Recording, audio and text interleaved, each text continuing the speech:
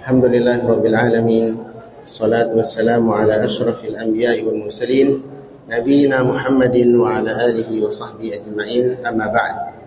Di antara sebab pentingnya kita belajar akidah, dengan akidah yang sahih kita akan meraih sebab-sebab keamanan dan petunjuk baik di dunia ataupun di akhirat. Keamanan di dunia, teman-teman, orang yang berakidah sahih adalah orang yang paling aman dan nyaman hidupnya di dunia. Kenapa? Karena mereka bertawakal, bertumbuh hanya kepada Allah Rabbul Alamin.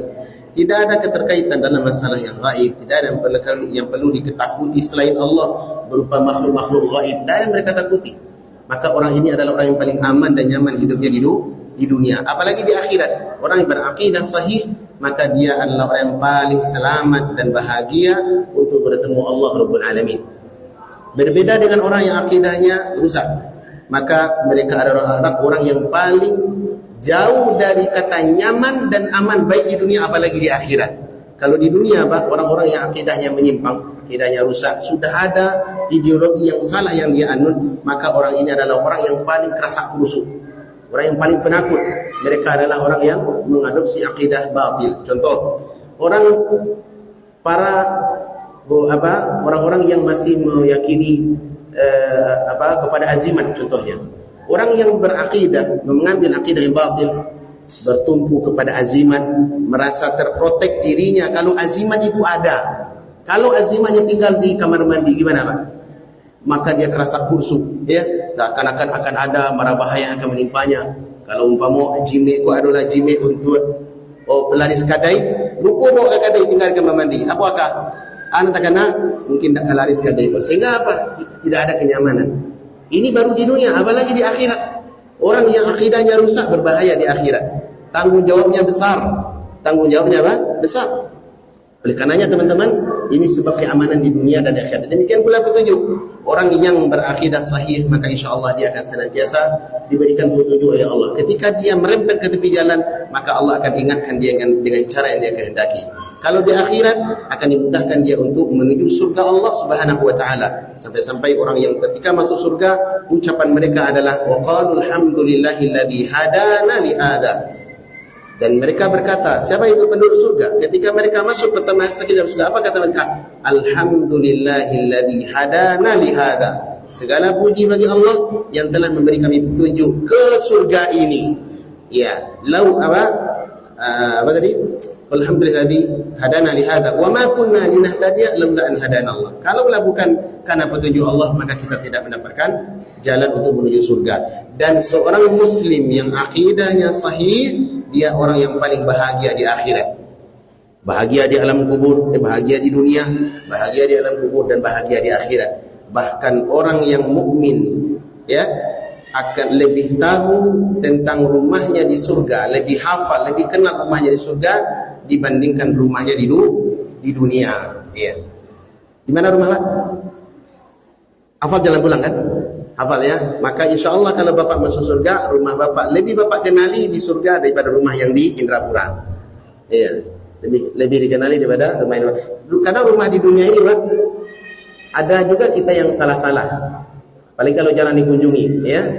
Jarang dikunjungi. Tadi saya ke sini muter-muter, ya, sampai ke sini jalan harus pelan, apalagi tidak ada pemandu. Tadi telat apanya tuh? Lokasi. Telat lokasi. Akhirnya saya pelan-pelan di belakang mobil. Rasa mau sampai. Dipandu oleh Ustaz Muhammad Zain baru sampai ke sini. Gitu. Inilah rumah di dunia, ada pun rumah di surga. Allah akan berikan petunjuk kepada kita. Tapi ada juga hikmahnya, Bang. Hikmahnya telat tadi ada juga hikmahnya. Apa hikmahnya? Satu, beginilah hidup tanpa petunjuk. Kalau tidak tahu jalan kemana kita tempuh, ya, maka kita manjar-manjar. Yang lebih parah dari itu khawatir nyasar tak sampai. Gitu pula itu dunia nih Bang, apalagi agama, ya kan? Agama, hidup di dunia ini tanpa petunjuk agama bisa kita nyasar, tersesat, ya. Bisa kita tersesat. Baik. Kemudian bahasan berikutnya teman-teman, ini perlu dicatat ya, bagi kawan-kawan yang bawa buku perlu dicatat. Apa khasais, yakni apa keistimewaan belajar akidah Islam yang sahih? Apa keistimewaannya? Satu, keistimewaannya adalah belajar akidah yang sahih, maka akan membuat sumbernya lebih selamat dan terbebas dari hawa nafsu dan syubhat. Ini belajar akidah yang sahih berdasarkan Al-Quran dan Sunnah dan ijma' para salaf akan membuat seseorang dadanya lebih lapang, sumber pengambilannya bersih, kemudian bersih dari syubhat dan hawa nafsu. Ini keuntungan pertama. Beda dengan orang yang menyandarkan atau mengambil sumber akidah dari luar dari yang tiga ini. Contoh, ada akidah seseorang diambil dari tokoh tertentu. Akidah diambil dari tokoh tertentu. Ada akidah namanya akidah Jaham bin Safwan yang disebut dengan Jahmiyah. Apa ciri khas akidahnya, Pak? Menolak sifat Allah. Di antara sifat yang menurut akidah Jahmiyah adalah Allah itu tidak boleh diberikan sifat. Allah, di antara sifat Allah yang kita kenali adalah contohnya Allah berada istiwa di langit. Ini kan sifat Allah nih, sifat tsubutiyah yang sifatnya fi'liyah. Bagi orang Jahmiyah tidak boleh disifati seperti itu. Tidak boleh disifati Allah ada di langit. Ya. Nah, ini adalah akidah yang berdasarkan hawa nafsu. Adapun ahli sunnah mereka menetapkan dengan apa? Berdasarkan dalil. Dari mana kita tahu Allah ada di langit, Pak? Al-Quran bicara demikian, hadis bicara demikian, konsensus, kesepakatan para ulama salaf, Allah dinyatakan di langit. Selamat darah kita, aman kita. Ini keistimewaan pertama. Keistimewaan kedua adalah akidah Islamiyah yang benar berdiri di atas di atas penyerahan diri, hati yang berserah diri kepada Allah. Berserah diri kepada Allah. Kenapa? Karena mengambil akidah itu rata-rata perkaranya gaib. Adapun urusan yang gaib, siapa yang lebih tahu? Siapa yang mengetahui urusan gaib? Hanya Allah Rabbul Alamin. Bicara tentang Nabi kita tidak ketemu dengan Nabi. Urusan gaib bagi kita gaib tak Nabi? Gaib, Pak, karena kita tidak ketemu Nabi. Adapun bagi para sahabat, Nabi bukan gaib. Tentang malaikat, bicara tentang malaikat, yang lebih tahu tentang sifat-sifat malaikat Allah. Makanya dikabarkan berdasarkan wahyu. Nah, kita imani wahyu itu lebih selamat. Kenapa? Karena ini urusannya gaib. Tentang alam kubur juga sama. Alam kubur gaib apa tidak, Pak? Alam kubur gaib apa tidak? Gaib. Kita imani bahwasanya alam kubur itu memiliki ada nikmat atau adab.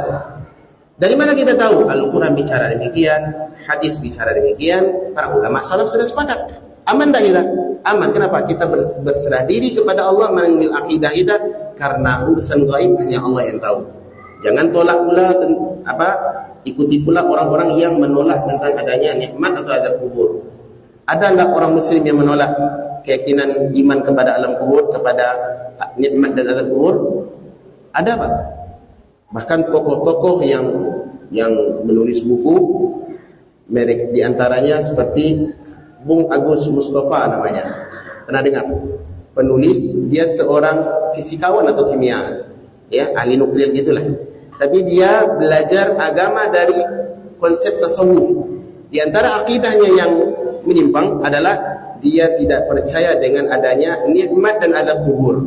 Terus ngapain, Pak, dalam kubur? Tidur saja.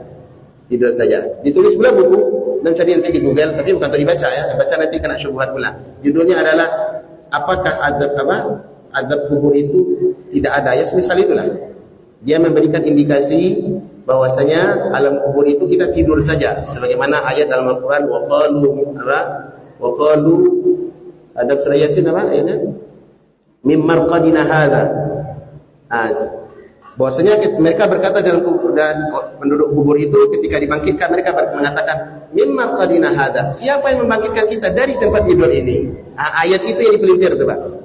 Diambil pemahaman sendiri.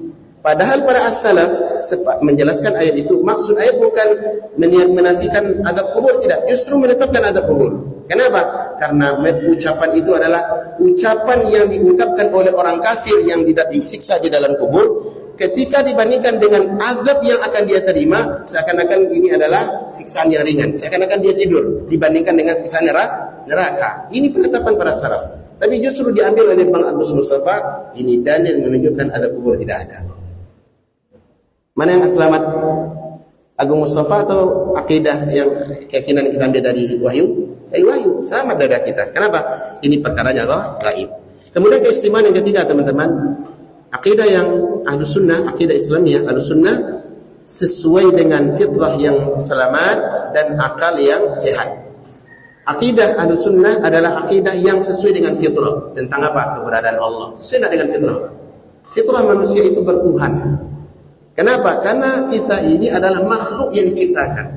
Tidak ada yang menciptakan kita kecuali Allah Rabbul Alamin. Ya, tidak ada yang menciptakan kita kecuali Allah Rabbul Alamin. Adapun orang tua kita bukan menciptakan kita, Pak. Ibu bapak kita bukan menciptakan kita, tapi hanya sebagai sebab jalur daripada sunnatullah yang berlaku di muka bumi ini. Orang tua kita tidak menciptakan kita. Apa dasarnya? Saya pernah bertemu dengan orang ateis, orang Hindia tapi ateis. Ketika kita ajak mereka kepada Islam untuk menyembah Allah, tinggalkan akidah yang tidak benar, maksudnya tidak yakin pada adanya Tuhan. Pertanyaan yang kami lontarkan adalah, siapa yang menciptakan Anda? Katanya, ibu bapak saya menciptakan saya. Gimana bantahnya, teman? Gimana menjelaskannya? Apakah benar ibu bapak kita menciptakan kita? Tidak. Buktinya apa? Buktinya adalah yang namanya pencipta bapak ibu itu pasti membuat sesuatu sesuai keinginannya. Benar apa tidak? Bang kalau bikin rakit motor dan sebagainya, pasti abang akan bikin sesuai yang abang inginkan. Inilah proses orang yang menciptakan. Tapi ibu bapak kita tidak demikian. Kenapa? Rata-rata anak yang lahir itu jarang yang sesuai keinginan orang tua. Orang tua pengen anak laki-laki, yang lahir perempuan. Pengen anaknya tinggi semampai, kuning, kemudian hidung mancung. Yang lahir seperti saya ya, jangan seperti Anda, seperti saya bilang. Kenapa? Ini menunjukkan orang tua bukan menciptakan, tetapi pencipta adalah Al-Khaliq, Allah Rabbul Alamin. Faham teman-teman? Oleh karenanya berakidah yang sahih, akidah Ahlussunnah wal Jamaah, akidah Islamiyah, ini akidah yang sesuai dengan fitrah, sesuai dengan akal yang sehat, sesuai dengan akal yang sehat. Baik, kemudian keistimewaan yang keempat adalah akidah Ahlussunnah, akidah Islamiyah Ahlussunnah itu kita terima berdasarkan sanad. Bukan hanya wahyu, tapi ada sanadnya yang bersambung kepada Rasulullah SAW. Seperti apa teman-teman? Akidah Rasulullah itu diriwayatkan oleh para sahabat, sehingga para ulama yang berada setelahnya mereka menetapkan akidah masing-masing sesuai dengan akidah Rasulullah. Sehingga kita kenal ada namanya akidah, contoh akidah Imam Ahmad. Akidah Imam Ahmad, kalau kita tahu apa akidah Imam Ahmad, maka kita lihat kepada buku akidah yang beliau susun sendiri. Apa itu kitabnya? Ushulus Sunnah Imam Ahmad. Itu akidah Imam Ahmad. Poin-poinnya akidah beliau diriwayatkan bersanad dari fulan dan fulan dan fulan sampai Imam Ahmad. Imam Ahmad akidah beliau cocok dengan akidah Al-Quran, cocok dengan akidah Rasulullah. Aman apa tidak? Aman, bersanad. Demikian pula akidah Imam Bukhari. Imam Bukhari punya akidah juga. Antara buku akidah yang beliau tulis adalah Khalqu Af'alil Ibad. Ini bagaimana manusia itu, perbuatan manusia itu adalah makhluk ciptaan Allah. Ini membantah tentang akidah Ahlul Kalam yang menetapkan bahwasanya Al-Quran adalah makhluk. Yang menjadi poin bahasan kita teman-teman, akidah mereka semuanya bersanad. Apalagi kitab akidah yang paling besar, kitab Ushulul I'tiqad, ya, di ahli sunnah wal jamaah min as-sahabah wa tabi'in wa man tabi'ahum bi ihsan, karya Al-Imam Al-Lalaka'i. Itu ada yang kalau saya punya itu sekitar 7 jilid, semuanya bersanad, mulai tentang Allah, para malaikat, para nabi dan seterusnya, sampai masalah urusan ketaatan kepada ulil amri, semuanya bersanad. Beda dengan akidah yang menyimpang. Kalau akidah yang menyimpang nanti ujung-ujung dia mungkin bersanad juga, tapi ujung-ujung sanadnya adalah personal seseorang. Contoh akidah Mu'tazilah, siapa ujungnya? Tokoh tertentu. Kemudian akidah Jahmiyah, siapa ujung sanadnya? Tokoh tertentu seperti Jahm bin Safwan dan semisalnya. Atau akidah orang-orang sufi, akidah tarikat dan semisalnya. Itu ujung-ujungnya adalah personal, bukan Rasulullah apalagi para sahabat. Bisa dipahami teman-teman? Maka akidah Islamiyah Ahlussunnah, akidah yang bersanad dari para ulama-ulama as-salaf, baik itu berupa ucapan, perbuatan ataupun keyakinan. Kemudian keistimewaan yang kelima teman-teman, selamat daripada tanaqud, yakni tidak ada kegoncangan. Kenapa?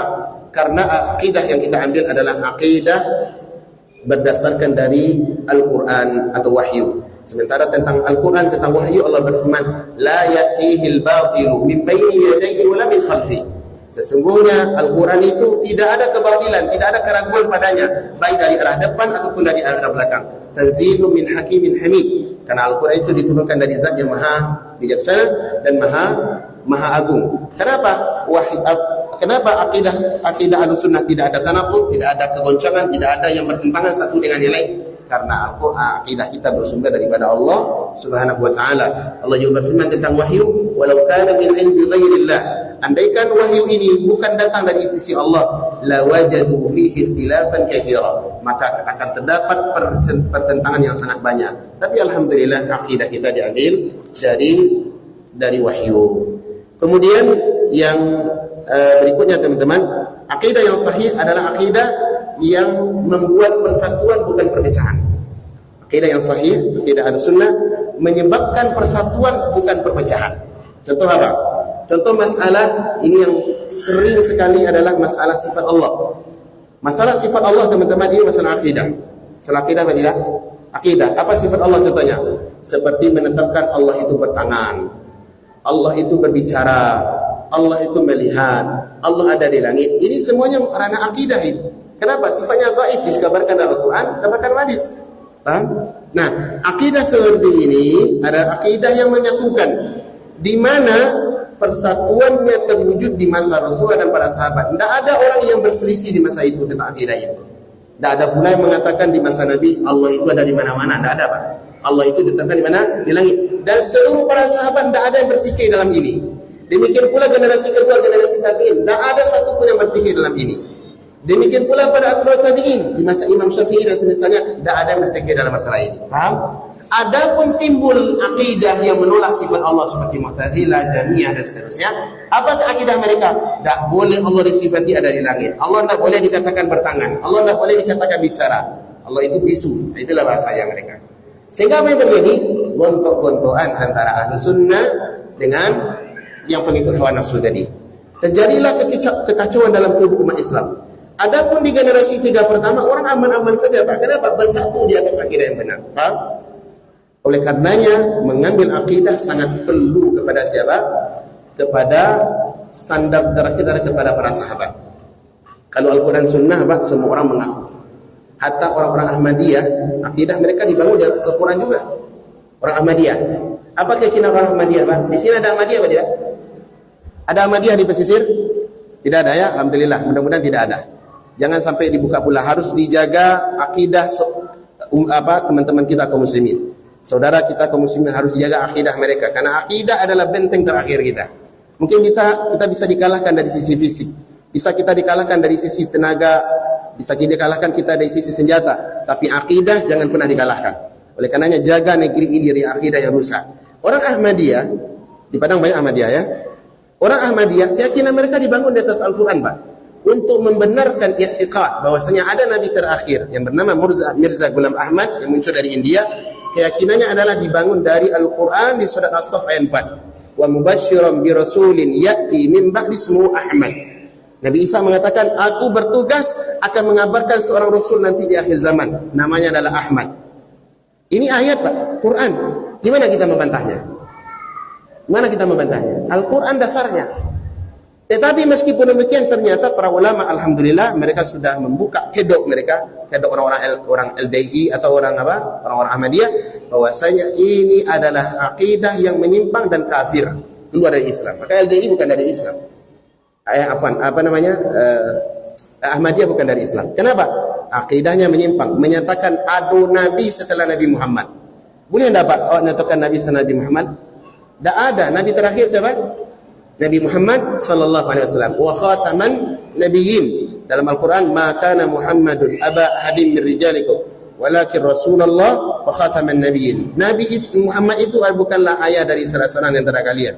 Ini dalil membantah tentang meluruskan bahwasanya Nabi pernah mengambil Zaid sebagai anak angkatnya. Disebutkan Zaid bin Muhammad. Allah mengatakan tidak ridho, tidak boleh. Tidak boleh namanya anak angkat tetap anak angkat. Tidak boleh dinisbahkan kepada yang bukan ayahnya. Walakin Rasulullah wa khataman nabiyyin. dan Muhammad itu adalah Rasulullah dan penutup para nabi. Penutup para nabi. Kenapa Allah mengatakan di sini wa khataman nabiyyin, penutup para nabi? Kenapa ada penutup para rasul? Apa sebabnya, Pak? Karena kalau para rasul yang Allah katakan wa khatamar al-mursalin, contohnya penutup para rasul, bisa jadi ada melakukan nabi. Tapi Allah menutup wa khataman nabiyyin karena status rasul lebih tinggi daripada nabi. Kalau nabi saja sudah tidak ada lagi, Nabi Muhammad adalah penutup para nabi, artinya tidak ada lagi nabi setelah Nabi Muhammad sallallahu alaihi wasallam. Bisa dipahami? Baik. Nah, akidah mereka dibangun di atas akidah Al-Qur'an, akan tetapi menyimpang. Kenapa menyimpang? Karena memahami ayat tidak pernah difahami sesuai yang difahami para sahabat. Para sahabat memahami ayat itu apa, Pak? Apa yang difahami tentang ada nabi terakhir namanya Ahmad? Ya, Nabi Muhammad yang difahami. Karena Nabi telah mengatakan bahwasanya ana Muhammad. Dalam hadis Nabi mengatakan begini, li asmaun, saya punya nama-nama yang banyak. Ana Muhammad, ana Ahmad, ana al-Mahi, ana al-Hashir. Ya, aku adalah nama saya Muhammad, nama saya Ahmad, nama saya al-Mahi. Mahi itu artinya menghapuskan segala bentuk kebatilan. Wa ana al-Hashir, dan saya adalah orang yang seluruh para manusia akan berkumpul kepada saya nanti dari kiamat. Untuk apa? Memintakan syafaat. Artinya nama Nabi selain Nabi Muhammad adalah Nabi Ahmad. Oleh karenanya ayat tadi adalah pasti Nabi Muhammad sallallahu alaihi wasallam. Bisa dipahami? Nah, oleh karenanya memahami ayat mesti dipahami dengan pemahaman para sahabat. Umar bin Khattab radhiyallahu anhu, bagaimana pentingnya teman-teman mengambil agama dari sumber para sahabat. Ini menjadi kunci terakhir untuk menjaga keselamatan akidah. Umar bin Khattab suatu kali, sebagaimana disebutkan oleh Ibrahim At-Taimi dan dinukilkan oleh Syatibi dalam Intisam, beliau pernah menanyakan kepada Abdullah bin Abbas. Apa kata Umar kepada Abdullah bin Abbas? Kaifa takhtalifu hadhihi al-ummah? Kenapa umat ini bisa berpecah? Karena perpecahan itu, Pak, di masa Nabi tidak ada dalam urusan agama. Kapan perpecahan mulai terjadi? Di masa Umar bin Khattab radhiyallahu anhu atau Nabi SAW meninggal. Di masa Abu Bakar dan Umar itu sudah terjadi perpecahan agama, pertikaian, perselisihan di dalam urusan agama. Maka Umar bertanya kepada siapa? Kepada Abdullah bin Abbas. Kenapa umat ini bisa berpecah belah? Wa nabiyuhu wahid, atau nabiyuha wahid, nabinya adalah satu. Wa kitabuha wahid, kitabnya adalah satu. Wa kiblatuha wahidah, dan kiblatnya adalah apa? Kiblatnya juga satu. Kenapa kok bisa berpecah belah? Ternyata Abdullah bin Abbas menjawab, merespon pertanyaan daripada sahabat Umar bin Khattab. Kata beliau begini, ya Amirul Mukminin, wahai pemimpin orang beriman, inna unzila alaina al-Qur'an faqara'nah. Al-Quran ini diturunkan kepada kita. Maksudnya ketika Al-Quran turun kepada Nabi, para sahabat masih hidup, dan kita pun mempelajari Al-Quran ini dan memahaminya. Wa alimna fi manazal, dan kita mengetahui kenapa Al-Quran ini turun. Ini disebut dengan asbabun nuzul. Wa innahu sayakunu ba'dana aqwamun, sesungguhnya akan datang kaum-kaum setelah kita nanti, yaqra'una al-Quran, mereka membaca Quran pula, wala yadruna fi manazal, tapi sayangnya dia tidak tahu kenapa ayat ini diturunkan.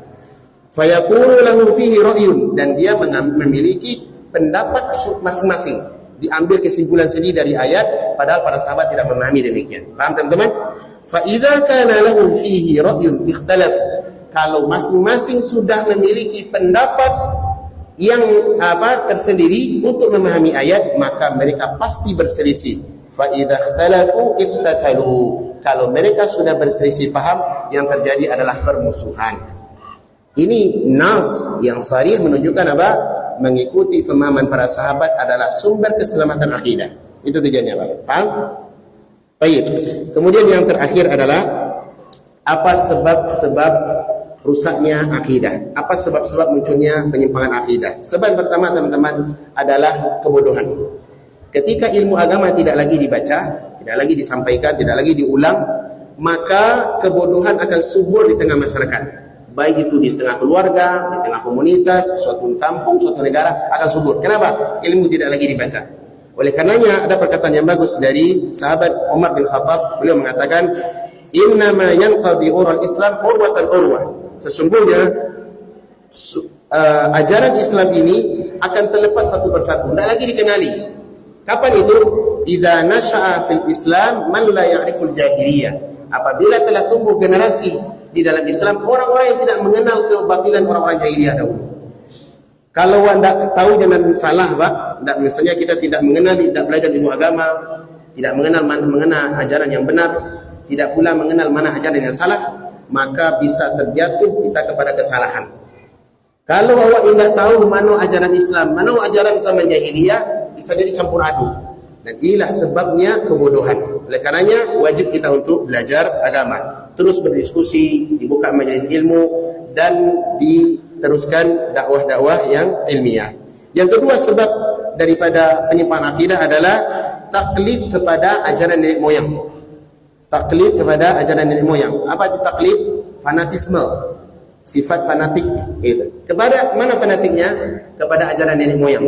Dan ini yang menyebab penyimpangan atau kerusakan yang terjadi zaman jahiliyah. Ketika Allah Subhanahu wa taala berfirman, "Wa idza qila lakum ittabi'u ma anzalallah." Ketika Allah mengatakan, dan ingatlah ya, ketika Allah mengatakan pada mereka, ikutilah apa yang ajaran yang sudah diturunkan oleh Allah. Qalu bal nattabi'u ma alfaina alaihi aba'ana.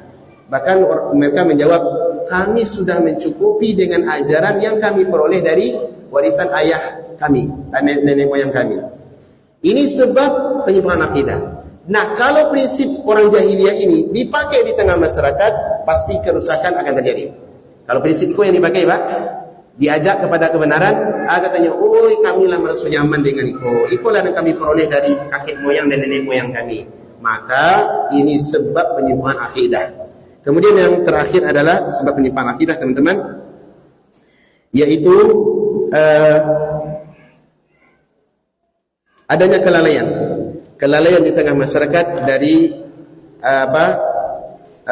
mengembalikan sumber akidah kepada sumber mata air yang jernih. Ini berupa wahyu. Sumber mereka adalah diambil dari, contohnya dari hadis-hadis yang palsu, atau dari dongeng-dongeng masyarakat, atau ikut kebanyakan. Ini adalah sebab-sebab sumber kerusakan dalam akidah. Paham, teman-teman?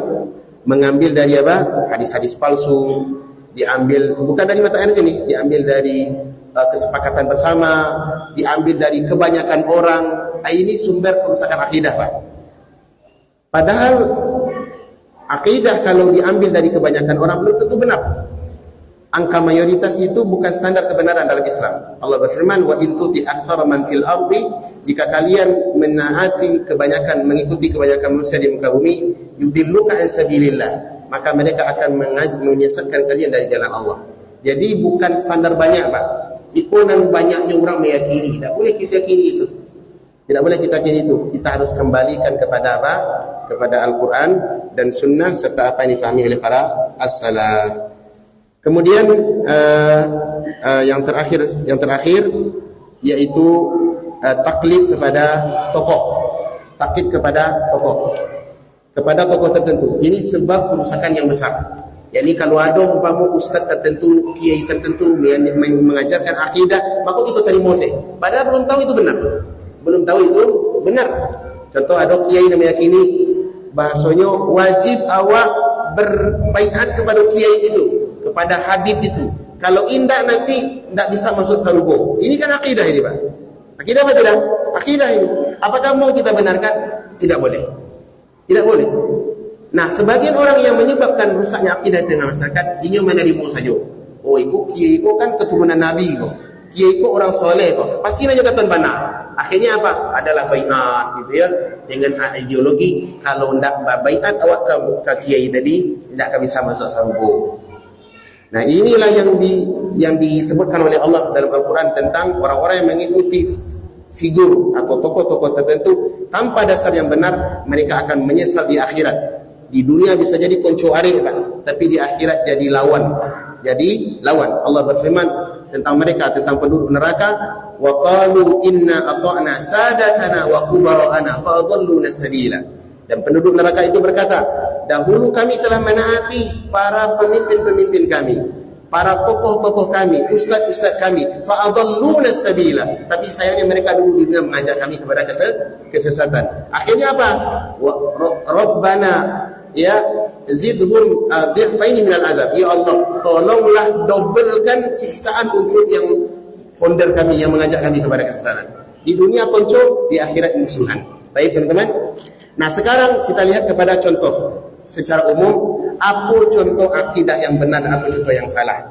Pertama tentang Allah. Tentang Allah teman-teman, yang wajib kita yakini adalah ada 3. Satu, awak mesti mengimani Allah itulah pencipta, pengatur dan pemberi rezeki alam semesta. Hal ini berdasarkan firman Allah, Alhamdulillahi Rabbil Alamin. Segala puji bagi Allah Rabbul Alamin. Apa itu Rabb? Rabb maknanya adalah dialah pencipta, dialah penguasa, dan dialah pemberi rezeki. Akidah yang pertama tentang Allah wajib kita pegang. Tak boleh awak letakkan salah satu di antara 3 tadi, poin tadi kepada selain Allah. Kalau ada ayat di antara awak yang meyakini nama dia rasa ia pun adalah, contohnya nama dia rasa ia adalah dukun tertentu, atau nama dia hamur rasa ia adalah roh tertentu, maka kita telah meletakkan keyakinan hak Allah kepada yang lain. Atau contoh yang lain, kalau ada di antara orang yang meyakini gunung ini dikuasai oleh roh inyit, contohnya oleh inyit, ini termasuk penyimpangan dalam apa? Akidah, penyimpangan yang hebat. Orang yang mengadopsi keyakinan ini jatuh kepada kesyirikan. Ada tak risiko keyakinan sungai ini diyakini oleh inyit fulan? Ada tak? Ada tak, Pak? Ada juga. Kalau ada, harus difahamkan masyarakat, tidak boleh. Kenapa? Karena ini penyimpangan akidah yang dahsyat. Akidah seperti ini dibatalkan oleh ayat tadi, Alhamdulillahi Rabbil Alamin. Kita sudah nyatakan Allah lah penguasa satu-satunya seluruh alam semesta. Tidak ada di langit dan di bumi kecuali Allah yang menguasai. Faham tak? Kalau ada roh tertentu yang kita yakini mau jaga sungai ini, menjaga sawah ini, menjaga gunung ini, maka itu kita telah gadaikan akidah awak. Kalau di Jogja kan ada namanya penguasa pantai selatan. Ada tak di Jogja? Siapa penguasanya? Roro Kidul. Ini termasuk penyimpangan akidah, Pak. Mereka telah korbankan akidah. Kalau dahulu penyusupan akidah yang rusak ini melalui filem. Siana Nibik di tahun 2005 lah. Itulah sedang viral waktu itu filmnya, Pak. Judul filmnya Nyai Roro Kidul. Ini adalah filem yang membawa kerusakan akidah di tengah umat. Sampai kini, Pak, akidah ini masih diadopsi oleh masyarakat. Oleh karenanya perlu awak membenarkan akidah. Tak boleh seorang pun Muslim meyakini ada penguasa tertentu di daerah Eko, wilayah Eko, gunung Eko.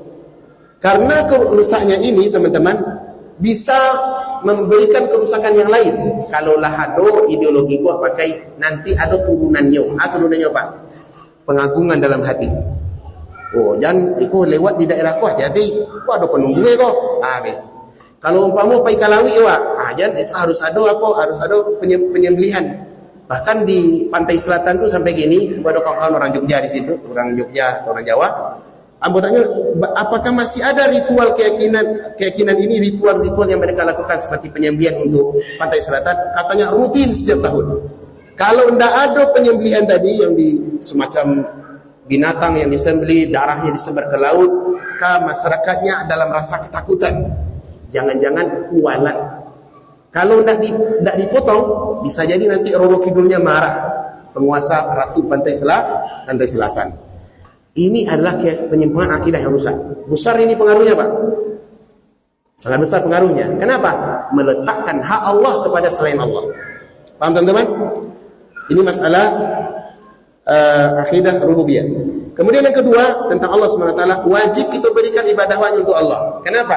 Konsekuensi dari meyakini Allah pencipta awak, Allah yang bagi warasaki, Allah yang menjaga awak, semuanya wajib kita berikan ibadah hanya untuk Allah. Apa dasarnya? Allah berfirman, Ya ayuhan nas, u'budu rabbakumul ladzi khalaqakum. Wahai manusia, hendaklah kalian beribadah hanya kepada Rabb kalian yang telah menciptakan kalian. Jadi, kenapa kita sembah Allah, teman-teman? Karena Allah yang menjaga awak, Allah yang mencipta nawa, Allah yang menguasai awak dan memberi rezeki kita. Faham? Ibadah harus hanya untuk Allah, tidak boleh kita berikan kepada selain Allah. Kalau apa contohnya? Seperti tawakal. Tawakal teman-teman harus kita berikan kepada Allah. Tawakal dalam artian dalam urusan-urusan yang hanya prerogatif Allah. Tak boleh kita berikan tawakal kepada selain Allah SWT. Ada orang bertawakal kepada Allah, maka dia bertauhid. Tapi kalau tawakalnya kepada aziman, maka dia merusak akidahnya, mengorbankan apa? Akidahnya. Dan sinilah pentingnya kita belajar ilmu tauhid. Belajar ilmu tauhid. Kalau tak belajar ilmu tauhid, Pak, sangat rentan jatuh kepada penyimpangan akidah, terutama kesyirikan. Kalau kita tidak belajar ilmu tauhid, rentan jatuh kepada kesyirikan. Bahkan benda apa saja bisa jadikan benda syirik. Batu cincin, Pak, ini kan batu nih, sifatnya apa? Perhiasan. Tapi orang kalau tidak belajar akidah dan tidak belajar tauhid,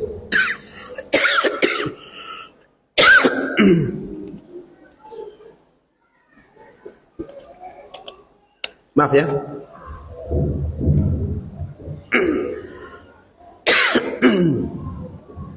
seseorang kalau tidak belajar akidah, tidak belajar tauhid dengan benar, apa saja bisa jadi benda syirik. Cincin yang dasarnya adalah asalnya perhiasan, tapi kawan tak tahu je tauhid, cincin kok bisa menjadi apa? Sebab kekayaan. Ada dulu masuk viral di tahun berapa? Batu akik sedang viral. Itu terangga ke Qatar, Pak. Orang Qatar pun tahu Indonesia memang hebat. Batu akik harganya sampai harga mobil. Kalau di Qatar tuh batu akik adanya, Pak. Batu lumi apa? Lumi Sungai Dareh misalnya tuh adanya di situ berjual. Tapi harganya paling 20 rial, 30 rial. Bisa dibeli itu. Tidak ada yang lebih daripada itu. Adapun di Nusantara harganya mobil. Apa sebabnya demikian? Ideologi, keyakinan.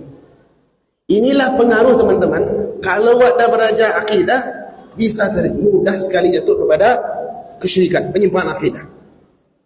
Hatta orang-orang hebat, sekelas akademisi, orang-orang yang belajar, bahkan dokter, itu rentan jatuh kepada kesyirikan kalau tidak belajar ilmu agama yang benar. Tahun berapa kemarin? 2001 atau 2020? Baru inilah lebih kurang, saya ingat, lupa tahunnya. Ada kawan-kawan ngabarkan kata seorang dokter di Indonesia, dokter ini, Pak, membeli lampu Aladin harganya miliaran. Lampu Aladin, ini jual deh kawan, harganya sampai 1,5 miliar atau berapa. Dengan keyakinan kalau digosok, Pak dokter saja dapat minta, dapat. Ini balilah deh dokter kok. Harganya berapa, Pak? Ini kokang kecil itu dibeli harga 4 miliar. Nyobalah dia Pak dokter pulang, tiba rumah digosok-gosok gitu. Enggak kedua cik ya.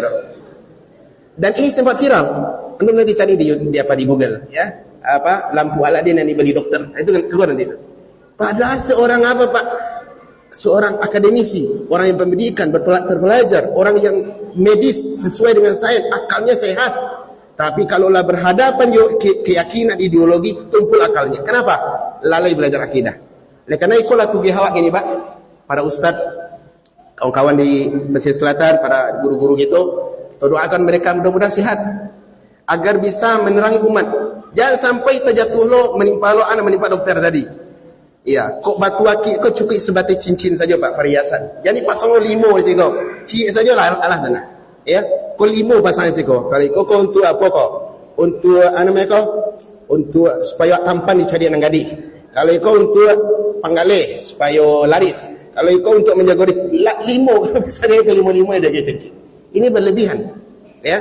Oleh karenanya inilah sisi penting belajar akidah. Nah, memberikan ibadah seperti tawakal kepada syariat Allah jatuh kepada penyimpangan akidah. Demikian juga penyembelihan. Sembelihan teman-teman, ini bagian dari ibadah, ranahnya ibadah. Kalau agi ibadah kepada selain Allah jatuh kepada penyimpangan akidah. Ada orang kalau mau naik rumah, naik kuda-kuda rumah, itu biasanya dipotongin ayam dengan ritual tertentu. Kenapa demikian? Ini kan kuda-kuda rumah lah yang mau dinaikkan. Harusnya dijaga kebersihannya. Ini tidak malah dikasih apa? Dikasih darah ayam, anyir lah ya kan? Tapi meskipun demikian masih berlaku di tengah masyarakat. Apa sebabnya? Keyakinan. Mereka mengadopsi akidah yang rusak. Akidah yang rusak mereka adopsi. Ya, dan ini adalah bagian daripada penyimpangan akidah. Demikian juga teman-teman, ya, orang-orang yang memberikan sendirian kepada selain Allah, seperti kalau ada sampai nan agak angker sekete, dah elok jatuh orang situ. Kalau dah jatuh, langsung datang usulan, ayo kita potongkan kerbau, potongkan sapi. Ini bentuk penyimpangan yang besar dalam Islam akidah. Dan ibadah sembelihan ma'ruf bagi kita. Seperti maklum minad din bi darurah, sesuatu yang sudah pasti kita ketahui. Tak boleh awak menyembelih untuk selain Allah. Apa dasarnya, Pak? Ayat anda coba kita baca. Allah berfirman, fasalli li rabbika wanhar. Salatlah engkau hanya untuk Allah dan berkorbanlah hanya untuknya. Allah menggandingkan ibadah salat satu dan kedua ibadah kurban. Ayat kana coba baca kau. Kenapa kau luput juga amalannya dengan kita? Tapi ketika salat kita baca ayatnya. Tapi ketika ada orang jatuh, awak pakai sembelihan kita serahkan baru. Ini kan bertentangan antara ayat dengan apa? Dengan amalan. Baik, ini sisi yang kedua. Adapun sisi yang ketiga tentang Allah, teman-teman, mesti kita imani bahwasanya Allah memiliki nama-nama dan sifat yang sempurna dan tidak ada yang serupa dengannya. Tidak ada yang serupa dengan Allah Subhanahu wa taala. Apa di antara nama-nama Allah yang sempurna?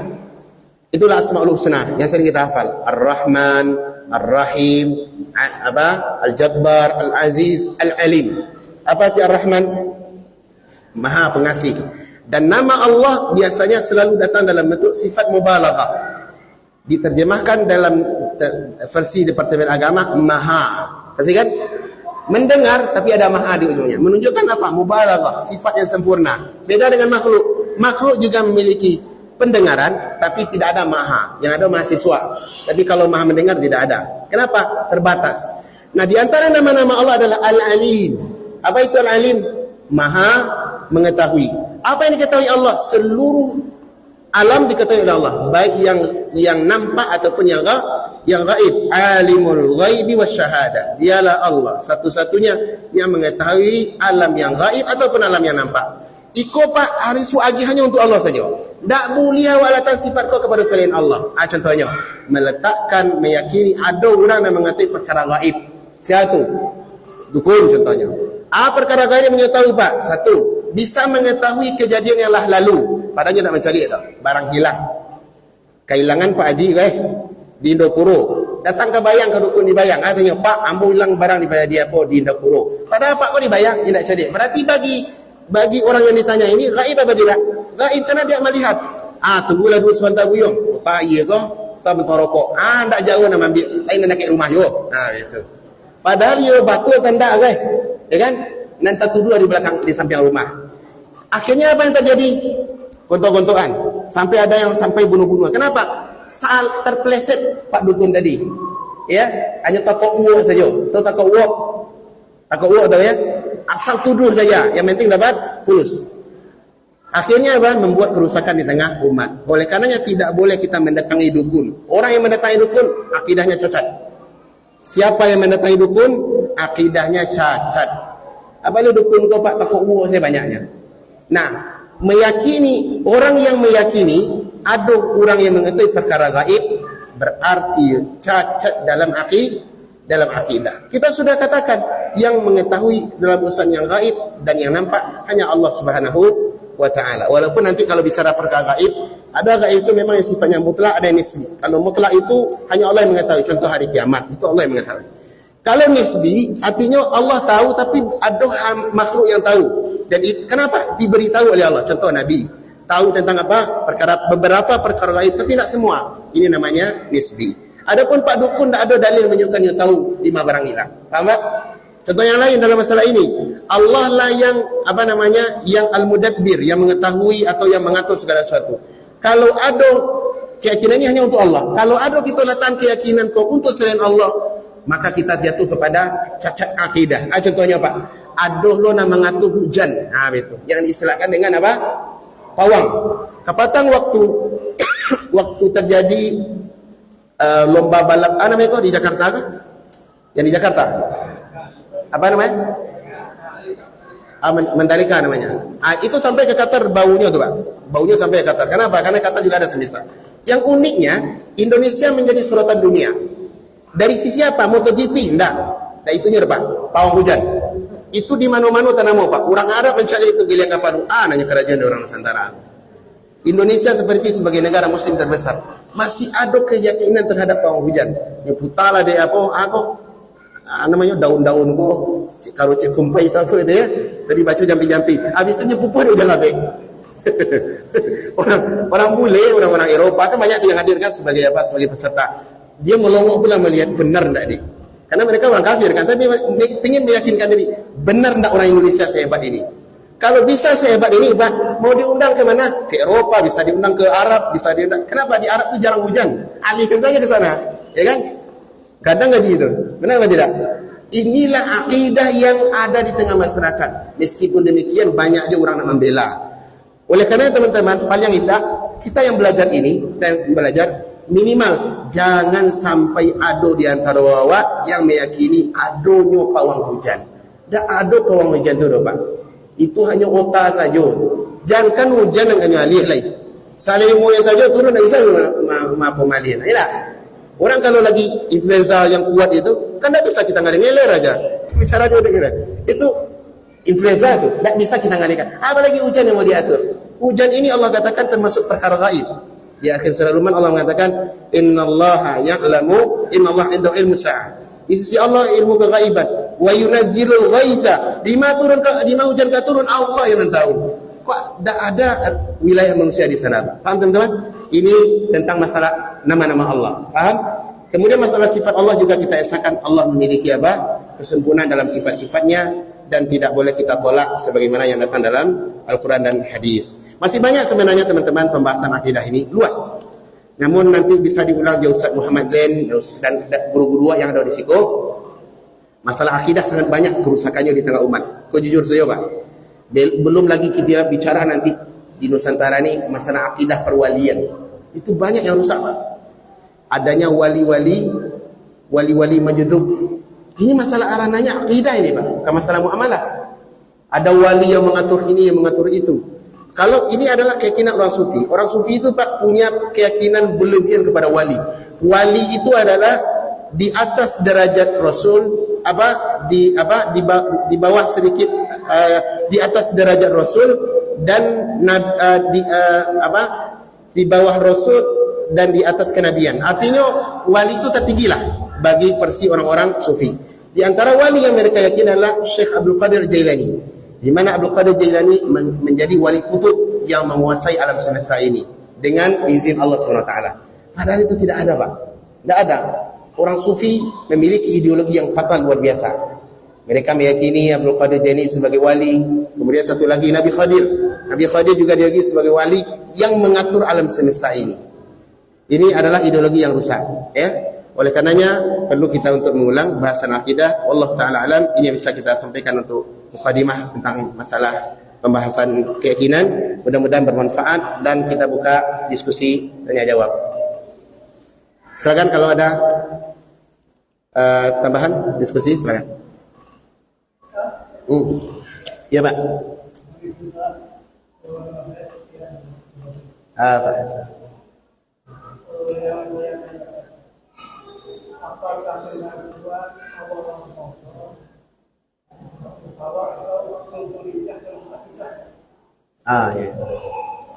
Ya Pak, baik.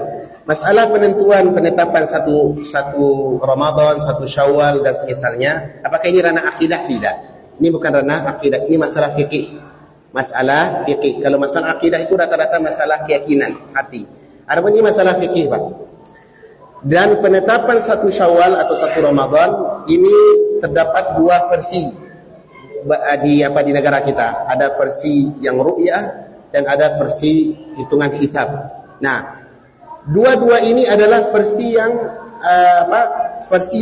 ma'ruf dipakai. Tapi mana yang lebih baik untuk kita gunakan, untuk kita ikuti adalah penetapan berdasarkan ru'yah. Itu lebih tepat. Namun demikian, hisab juga memberi peranan teman-teman. Kita tidak boleh nafikan peranan hisab di dalam masalah ibadah. Terutama masalah ibadah salat. Salat kita pakai ru'yah apa pakai hisab? Pakai hisab, Pak.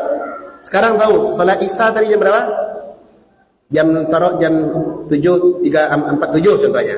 Itu pakai apa kita? Pakai hisab. Nah, oleh karenanya ini dua metode yang dipakai di negeri kita.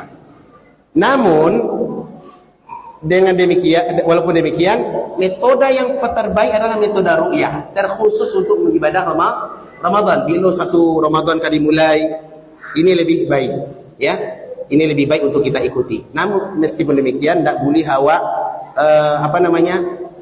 sampai berpecah pula, tegang-tegangan dalam menetapkan, dalam memberikan mana yang mau kita ikuti. Hisab menurut para ulama, ini juga metode, akan tetapi tak boleh awak jadikan itu sebagai persengketaan. Karena nan sering terang awak Indonesia aku kan Indonesia Raya, Pak. Apa-apa itu rame. Mau puasa rame, mau lebaran rame, mau pemilu rame. Kenapa? Karena tidak ada kecocokan. Terkhusus masalah hisab dan ru'yah, dalam hal ini kami melihat wallahu alam perlu awak menyikapi dengan sikap lapang dada. Perlu lapang dada, Pak. Karena kalau terlalu keras kita dalam masalah ini akan terjadi pergesekan yang luar biasa. Karena yang memakai hisab itu saudara kita kaum muslimin. Walaupun awak tetap meyakini ru'yah hilal ini lebih utama. Apalagi pemerintah memakai sistem ru'yah. Pemerintah ya, memakai sistem ru'yah. Sementara kalau ada perbedaan, kemudian pemerintah telah menetapkan sesuatu, maka metode pemerintah jauh lebih utama untuk kita ikuti. Lebih selamat. Ada kaidah mengatakan hukmul hakim raf'ul khilaf. Penetapan pemerintah maka menghabiskan semua perbedaan. Jadi kalau masih batik hijau, ikuti pemerintah. Itu lebih selamat. Namun demikian tidak boleh kita terlalu kencang kepada kawan-kawan kita, saudara kita yang menggunakan hisab. Wallahu a'lam. Baik, ada yang lain, Pak? Ada yang lain? Pembahasan akidah? Ayo silakan. Assalamualaikum. Masalah apa, Pak? Tahlil.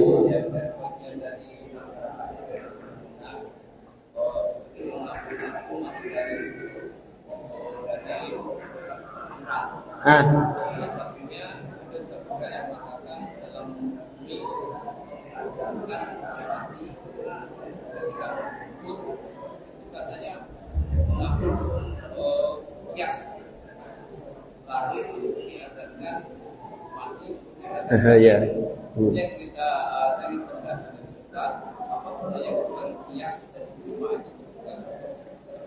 Oh, perbedaannya itu, Pak ya? Baik. Apa perbedaan antara qiyas dan ijma'? Qiyas itu bahasa kita analogi. Qiyas artinya adalah analogi, yakni menganalogikan suatu perkara yang belum ada hukumnya di masa sebelumnya. Nasnya ada, dalilnya ada, tapi masih sifatnya umum. Nah, bagaimana kita menganalogikan ini dengan dalil? Karena perkaranya baru, maka dibekai dengan sistem qiyas. Contohnya apa, Pak? Contohnya mengkiaskan rokok dengan khamar. Mengkiaskan hukum rokok dengan khamar. Kenapa para ulama, sistem yang dipakai oleh para ulama adalah qiyas. Kenapa rokok menjadi haram sebagaimana haramnya khamar? Karena memiliki ilat yang sama. Apa itu ilat? Yakni sebab atau tujuan yang sama. Apa alasannya ilatnya khamar itu diharamkan? Karena khamar merusak akal. Bisa merusak akal. Rokok juga sama, bisa merusak akal, bisa merusak badan kita. Makanya pengharaman rokok sama dengan pengharaman khamar dengan metode qiyas. Oleh karenanya inilah sisi kesempurnaan Islam, teman-teman. Kesempurnaan Islam adalah adanya Al-Quran dan hadis itu sebagai nas yang baik secara rinci ataupun secara umum. Apa saja masalah yang akan terjadi di masa setelahnya, maka pasti ada jawaban dalam agama, baik secara rinci ataupun secara metode analogi. Amri tadi batu qiyas namanya, faham tak? Ya, rokok. Demikian juga narkoba. Narkoba kalau ditanya apa hukum narkoba, halal apa haram? Haram. Kenapa Bapak katakan haram? Kan tidak ada di masa Nabi. Kapan Allah mengatakan haram? Kapan Nabi mengatakan haram? Tidak ada kan? Tanyanya bagaimana para ulama mengatakan itu haram? Dari sisi qiyas, analogi. Karena narkoba memiliki sebab kerusakan untuk fisik kita. Baik. Ini qiyas, Pak. Adapun ijma', ijma' itu artinya kesepakatan. Apa yang dimaksud kesepakatan? Hal-hal yang sudah disepakati oleh para as-salaf, terutama para sahabat. Kalau mereka sudah menyatakan ijma, sepakat dalam hal itu, tak ada yang boleh menyelisihinya. Contoh, kesepakatan Allah ada di langit, itu ijma para salaf. Sampai Ummu Sulaim menyatakan ya bahwasanya para sahabat telah sepakat mengatakan Allah ada di langit. Dan ini yang dinukil oleh para ulama setelahnya, seperti Al-Imam Ibnu Qayyim ya dalam kitab-kitab beliau bahwasanya ijma para salaf Allah ada di langit. Nah, siapa yang menyelisih ijma ini? Kalau ada pula mengatakan Allah tidak boleh disifati di langit, padahal para sahabat sudah sepakat Allah ada di langit. Berdasarkan Quran, berdasarkan hadis, lah 20 kesepakatan, maka orang ini jatuh kepada bid'ah. Kepada keyakinan bid'ah. Contoh tadi dalam qubur. Masalah ada nikmat dan ada kubur itu ijma para salaf. Sudah sepakat para salaf. Siapa yang menyelisih ijma ini jatuh kepada amalan bid'ah, keyakinan bid'ah. Paham tak? Paham atau tidak? Ini yang dimaksud dengan ijma. Artinya para ulama sepakat dan tidak ada yang menyelisihi. Ini namanya ijma. Adapun kalau masih ada sebagian ulama mengatakan begini, sebagian ulama mengatakan begitu, ini bukan ijma namanya. Ini namanya masalah khilafiyah yang mu'tabar. Selama dibangun di atas dalil, prinsip yang kita pakai adalah berlapang dada. Berlapang dada, tidak boleh awak saling menyalahkan. Contoh masalah kunut. Kunut itu bukan ijma. Apakah kunut seperti kunut subuh? Ijma apa? Bid'ah atau sunnah? Kunut subuh. Para ulama di sini khilafnya kuat dan kencang sekali. Bukan sekarang, dari zaman dahulu. Dari zaman dulu berdasarkan nas-nas yang ada. Paham? Maka dalam hal ini kita bersikap lapang dada. Yang kunut boleh kunut, tidak boleh menyalahkan orang yang tidak kunut. Orang yang tidak kunut silakan dipakai prinsipnya tidak melakukan kunut. Tidak boleh pula mengatakan oh ini bid'ah ini. Tidak boleh. Kenapa? Ini khilaf yang sangat kuat. Wallahu a'lam. Gitu.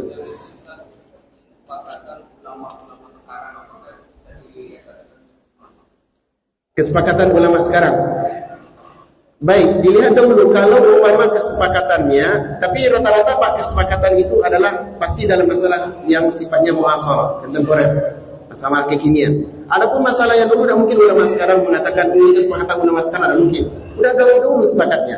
Pasti perkara-perkara yang kontemporer, yang baru, yang terkini. Kalau sekiranya para ulama telah menyatakan ada sebuah kesepakatan, ya, kemudian tidak ada yang menyelisihi, maka kita katakan itu adalah ijma para ulama yang di masa sekarang. Paham teman-teman? Tapi ingat yang namanya ijma ya, ini adalah tetap dibangun di atas dalil. Tak boleh pula ada ulama tertentu, konferensi ulama dunia contohnya, sepakat menyatakan A, padahal ini tidak didukung dengan nas, maka itu bukan ijma. Ya. Standar ijma itu Pak mesti ada dasar, ada dalil. Sebagaimana qiyas juga memiliki sumber dasar dalil. Kalau tidak ada dalil, buat kesepakatan sendiri, maka tidak boleh kita terima, kita katakan itu ijma. Contoh, dahulu ada kesepakatan keputusan ijtima ulama dunia namanya, yang ada di China atau di mana tu, bikin ijma kesepakatan tersendiri. Apa itu? Wahabi itu keluar dari Ahlussunnah. Sepakat mereka, tanda tangan sudah itu. Ulama dunia, pimpinannya fulan. Iya, pimpinannya waktu itu kalau saya tidak salah Yusuf Qaradawi pimpinannya. Ini disepakatkan apa? Bahwasanya Wahabi ini keluar dari dari Ahlussunnah. Kalau yang dikatakan Wahabi itu adalah orang-orang yang mengaji salaf, maka ini tercela, bukan ijma namanya. Paham teman-teman? Bukan ijma. Demikianlah. Tapi dilihat dulu apakah ada sandaran dari nas atau tidak. Kalau tidak ada, maka kita tidak katakan ijma. Allah. Ya.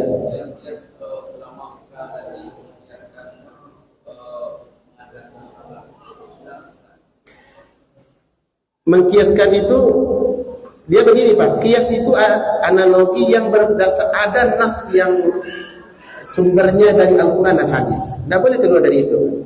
Adapun analogi yang disebutkan tadi sebagai Bapak sebutkan, kiasnya adalah karena lahir mesti diadzankan, mati mesti diadzankan pula, ya kan? Sekarang pertanyaannya, masalah mengadzankan mayat pun khilaf para ulama. Apakah itu mustahab ataupun tidak diajarkan? Ini khilaf para ulama. Paham? Dan analogi seperti ini tidak diterima. Kenapa? Karena analoginya berbeda. Yang satu lahir, yang satu mati. Kias itu dia mesti ada sisi penyamaan, ilatnya sama, kemudian sebabnya sama, sehingga mendapatkan hukum yang sama. Ada aturan dalam masalah kias, tidak pula sembarangan. Makanya analogi mengadzankan mayat dengan kias lahirnya diadzankan, wallahu a'lam, sejauh yang saya tahu ini kias yang tidak benar. Kenapa? Sisinya berbeda, satu mati, satu hidup. Nah, gitu. Allah. Ya Pak, silakan. Selamat.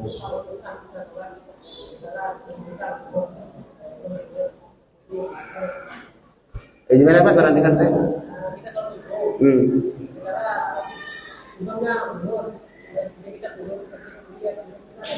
Bapak, prinsip Bapak tidak kunut.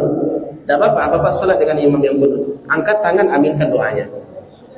Amin, ikuti aja, kan kita ngikut imam. Masalah kunut ini kan lapang. Tidak boleh pula Bapak dia kunut, kemudian Bapak diam saja gini. Jangan. Aminkan, angkat tangan, aminkan.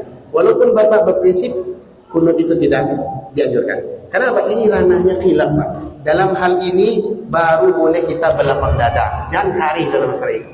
Tapi kalau masalah akidah, Pak, masalah keyakinan, masalah usul, pokok, baru orang kencang di situ. Tidak boleh tawar-menawar. Tidak boleh tawar-menawar. Tapi kalau masalah fikih, lapang dada selama dibangun di atas dalil. Karena orang yang berpendapat kunut itu adalah sunnah dianjurkan, mereka juga punya dalil. Imam Syafi'i sendiri, Imam Syafi'i berpendapat apa? Kunut subuh. Iya. Ulama-ulama besar berkhilaf dari masa dahulu. Tapi meskipun demikian mereka berlapang dada.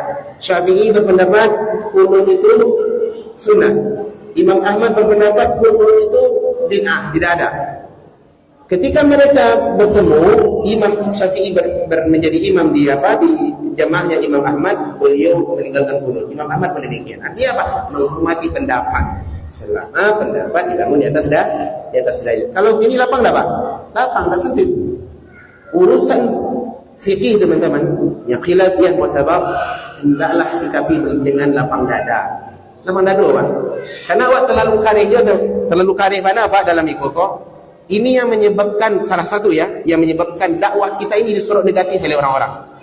Ya, disorot negatif. Ada kawan-kawan yang cingkrang, jenggotan, terkenal dengan kajian Ustaz Fulan. Salat di masjid yang jamaahnya umum berkunut. Akhirnya apa? Dia kunutnya imam yang angkat kunut, dia diam saja. Ini cara yang tidak benar. Harusnya apa? Angkat tangan, aminkan kunutnya.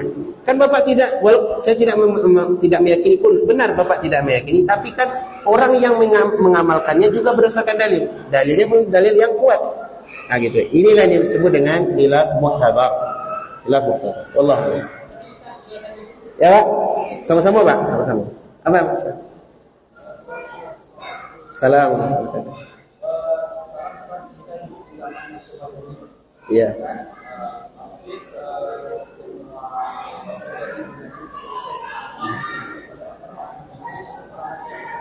Iya.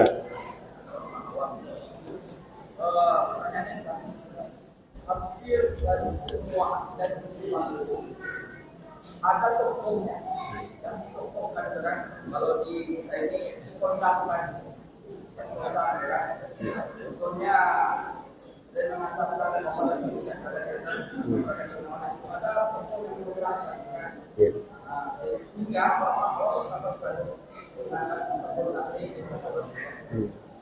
bagaimana menghindar?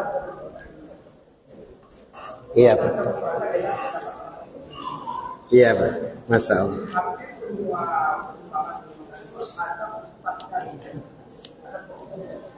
Ada tokohnya ya. Pertanyaan Bapak ini bagus. Sekarang kita hidup di zaman yang serba canggih. Akses informasi itu berjalan sangat cepat. Terkadang beriringan antara kebatilan dengan kebenaran, berlomba-lomba, berkompetisi. Kadang kebenaran cepat sampai, kadang kebatilan cepat diterima. Paham teman? Nah, sementara kebatilan itu masing-masing ada tokohnya. Dan ini benar teman-teman.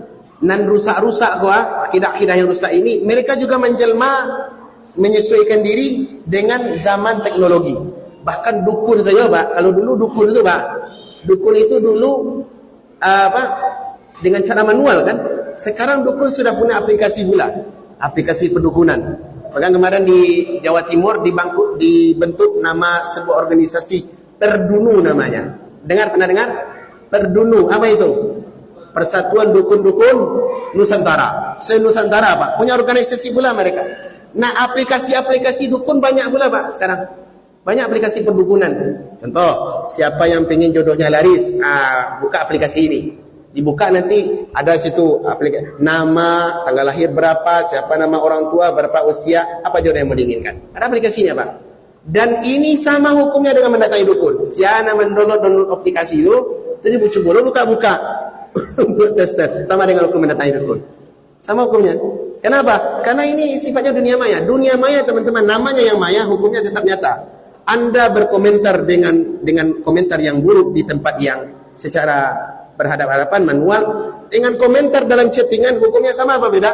Sama teman-teman. Nah, sekarang bagaimana kita membentenginya? Bagaimana kita membentengi umat untuk apa? Untuk agar terbebas dari ajakan-ajakan kepada akidah yang rusak. Nah, masing-masing mereka memiliki tokoh pula ya, memiliki tokoh pula. Ya, salah satu cara yang bisa kita lakukan teman-teman adalah dengan menyebarkan ilmu agama. Sebarkan ilmu agama. Kalau ada syubhat-syubhat yang mereka tebarkan, tahulah dasar ilat cara untuk membantahnya, adalah kita bantah agar umat bisa tersadarkan. Kemudian yang kedua, hendaklah kita menyikapinya dengan sikap hati-hati. Tidak semua yang berbicara tentang agama terus bisa kita ambil kebenaran daripadanya, tidak. Iya, tidak semua orang yang ditokohkan, ustadz, ajengan, kiai, kalaulah itu yang berbicara pasti semua benar, tidak ada prinsip itu dalam agama, Pak. Yang mutlak satu-satunya benar di muka bumi ini hanya Rasul. Imam Malik ketika berkunjung ke kuburannya Nabi di Madinah, beliau mengatakan kullu qaulin yu'khadhu wa yurad. Setiap ucapan itu bisa diambil, bisa ditolak, illa sahibu hadzal maqam, kecuali orang yang tinggal di tampil ego. Maksudnya siapa? Nabi SAW. Mau ustaz ini, mau kiai, kalau salah perkataannya adalah kita tolak. Tapi kalau nyata benar, pernyataan kebenaran itu boleh kita terima. Saya pahami teman-teman? Kalau salah tetap kita katakan salah. Seperti ada tokoh yang mengajak manusia untuk mengambil ideologi Allah tidak boleh dikatakan di langit, Allah ada di mana-mana. Ini adalah tokoh yang rusak. Tokoh yang rusak. Walaupun ia bergelar doktor, bergelar profesor, tidak boleh kita mengambil ilmu dari orang seperti ini. Bedakan ya teman-teman antara mengambil ilmu dengan antara mencari kebenaran dengan menerima kebenaran. Itu dua prinsip yang berbeda, perlu kita bedakan. Di dalam agama kita yang dilarang adalah tidak boleh mencari kebenaran dari semua orang. Tidak boleh, Pak. Tidak boleh mencari kebenaran dari semua orang. Kenapa? Karena kalau kebenaran diambil dari semua orang, tidak tahu mana itu ya benar, ditanya itu tidak. Bisa dipahami? Tapi kita dibolehkan menerima kebenaran, itu boleh. Bisa dipahami atau tidak? Antara mencari kebenaran dengan menerima kebenaran. Menerima kebenaran itu boleh kita terima dari siapa saja, kebenaran. Tapi kalau mencari kebenaran dari semua orang tidak boleh, Pak. Tidak boleh. Kenapa? Ini berkaitan dengan agama nanti. Abdullah bin Umar mengatakan dinuka walahmu. Agamamu, seluruh agamamu adalah darah dagingmu. Fanzuru amma ta'khudhu dinakum. Maka perhatikanlah dari siapa kalian mengambil ajaran agama kalian. Jadi jangan tertipu dengan gelar, dengan orang ini tokoh yang banyak pengikutnya di negeri kita. Hendaklah kita perhatikan apa yang dia sampaikan. Begitu. Allah. Ya, Pak. Wassalamualaikum warahmatullahi wabarakatuh. Dengan apa? Ijma. Ya.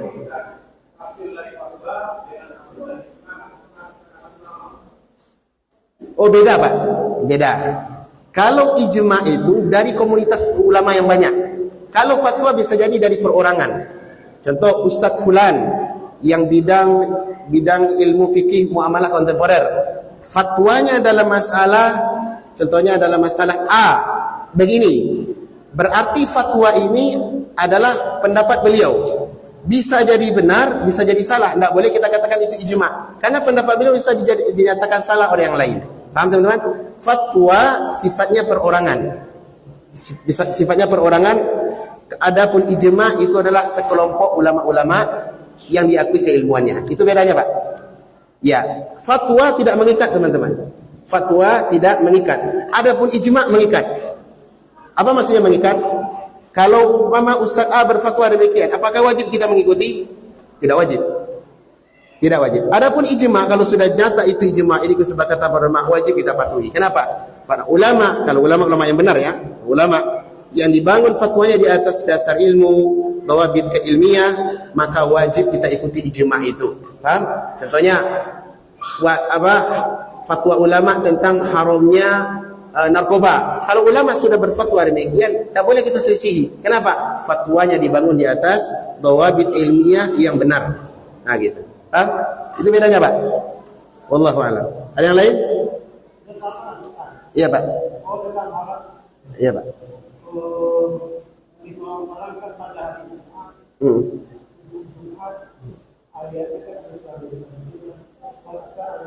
Iya, Pak.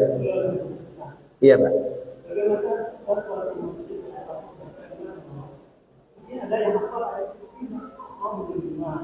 Gitu. Baik, salat sunat sajadah ya. Salat subuh yang membacakan surat sajadah ya, Pak. Maksudnya hari Jumat. Memang ada riwayat nas yang sabit bahwasanya Nabi SAW beliau membaca Alif Lam Mim Tanzil, surat sajadah pada hari Jumat pagi.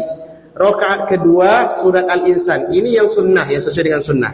Paham teman-teman? Karena saya melihat sebahagian praktek di masjid-masjid, mereka mengamalkan ini, tapi caranya ada sedikit yang perlu diluruskan. Rakaat surat sajadah itu dibagi dua rakaat. Ini juga kurang tepat ini.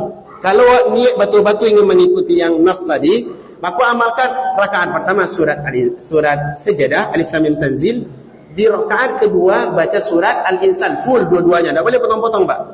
Itu yang nas dari Nabi. Faham teman-teman? Tak juga boleh rakaat pertama surat sajadah, rakaat kedua cari surat Al-Ikhlas, Al-Falaq. Tak juga seperti itu. Kenapa Nabi baca dua-duanya? Kenapa? Sinkronisasi antara dua surat ini, maknanya, tafsirannya itu sangat sinkron sekali. Dua surat ini, Pak. Makanya Nabi biasa suka membaca di hari Jumat. Kemudian yang kedua, apakah wajib? Wajib kita membacanya setiap hari Jumat? Tidak ada para ulama saya dengar yang mengatakan wajib, Pak. Kalau mau melakukan, lakukan sekali-sekali. Dan tidak pula boleh kita merutinkan terus. Seakan-akan kalau tidak kerja ni kau dasar salah subuh, Pak. Tak boleh lah, Pak. Saya dipahami teman-teman. Karena tidak ada kita mendengar para ulama mengatakan ini adalah sunnah yang wajib. Tak ada. Berarti menambah rukun dalam salat. Paham teman-teman? Kalau mau dikerjakan, kerjakan sekali-sekali. Pemah Jumat ini, nanti Jumat bulan depan lagi. Sekali-sekali saja. Merutinkan, ini butuh dalil kita. Mana pernah Nabi SAW merutinkan solat sajadah, membaca sajadah dan surah Al-Insan di setiap Jumat. Carikan nas yang menyatakan rutin ya. Sabit sehingga itu yang dilakukan Nabi sampai beliau meninggal dunia. Enggak ada. Ya, dan ini juga hal yang perlu diluruskan, menyatakan wajib harus setiap Jumat. Sehingga saya pernah sekali solat di salah satu masjid memberikan kuliah agama, saya suruh jadi imam, tapi dipesan dulu, tolong Pak, nanti rakaat pertama sajadah, rakaat kedua terserah Bapak yang dibaca. Kenapa demikian? Ini Jumat ini, Pak. Ini Jumat. Kita belum siap. Kan baca sajadah panjang itu, cukup panjang. Kalau kita jauh dari tempat yang ini kan capek. Membaca semuanya ini kayak kurang kuat saya, Pak. Kalau gitu gimana Pak Ustaz? Yang lain saja lah Pak Ustaz katanya. Seakan-akan kalau kita salat tanpa sajadah kurang afdal salat kita. Ini juga kekeliruan. Wallahu a'lam. Iya, Pak. Iya, Pak. Assalamualaikum. Amin. Amin. Yang benar adalah alif hamzahnya dengan harokat satu atau dua harokat, minnya agak panjang tak apa-apa. Amin, ini yang benar. Tak boleh dibalik, A-nya panjang, minnya pendek. Amin. Maknanya berbeda. Atau makna yang dibalik cek lain, A-nya pendek, minnya panjang. Amin gitu. Dua-duanya berbeda. Kalau amin ini adalah bermakna istijab, yakni permohonan pengabulan, ya Allah kabulkanlah. Amin. Kalau amin ini terpercaya artinya. Ya, al-amin gitu kan. Nabi kita digelar dengan apa? Al-amin. Apa artinya? Orang yang terpercaya. Kalau amin artinya adalah keamanan. Diberikan apa? Keamanan, kenyamanan. Jadi dua hal yang berbeda. Makanya yang tepat adalah hamzahnya 2 harokat, minnya dilebihkan tidak apa-apa. Amin. Nah, gitu. Jangan panjang pun. Amin. Panjang. Tidak ya. Baik, ini ada pertanyaan.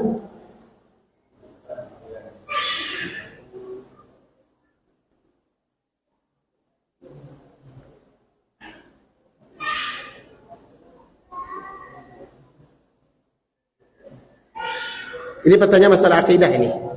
Pertanyaannya adalah, jika sebahagian orang-orang sufi menganggap wali itu pangkatnya lebih tinggi daripada derajat kenabian dan para rasul, bagaimana dengan mereka yang menganggap, sebagian orang-orang sufi menganggap Habib itu cucu dari Nabi Muhammad SAW dan beranggapan kalau mereka adalah orang-orang yang suci, ya? Ada yang mengatakan, ada yang menganggap seperti itu. Habib suci gitu, ada Pak. Kemudian padahal ajarannya menyimpang. Apakah benar cucu Nabi ada di Indonesia?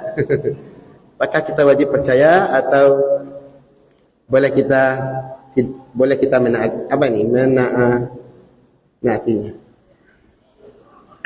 Masalah cucu Nabi, teman-teman. Nabi memang benar punya cucu. Dan itu sabit dari hadis-hadis yang sahih. Bahkan masa kekhilafahan fase yang kelima, ini fase negeri ini akan, umat Islam akan berjaya dan Islam itu akan dipimpin oleh dengan seorang pemimpin dengan manhaj an-nubuwah, yaitu yang bernama Imam Mahdi. Dan ini akidah kita, bagian dari akidah. Imam Mahdi adalah cucu dari Nabi SAW, dari keturunan Fatimah radhiyallahu anha.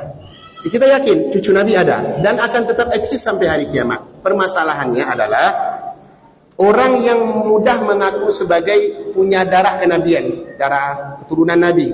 Kalau hal ini, teman-teman, kita perlu menyikapi dengan benar. Jika dia benar cucu Nabi dan terbukti dia sebagai cucu Nabi, maka dia memiliki 2 hak daripada kita. 1 hak sebagai Muslim, yang kedua hak sebagai keluarga Nabi. Adapun masalah keluarga Nabi perlu kita hormati. Muslim saja kita hormati, apalagi keluarga Nabi. Perlu kita hormati mereka, kita cintai mereka. Sebenarnya Nabi SAW pernah mengatakan tentang hak keluarganya, ya. Udzakirukum bi ahli baiti, dan itu diulang dalam Sahih Bukhari 3 kali. Udzakirukum bi ahli baiti, udzakirukum bi ahli baiti. Aku ingatkan kalian dengan hak keluargaku, dengan hak keturunanku. Nah, ini menunjukkan keluarga Nabi mesti kita hormati. Kalau dia Muslim, akhlaknya baik, ya, kemudian dia memang cucu Nabi, mereka memiliki 2 hak daripada kita.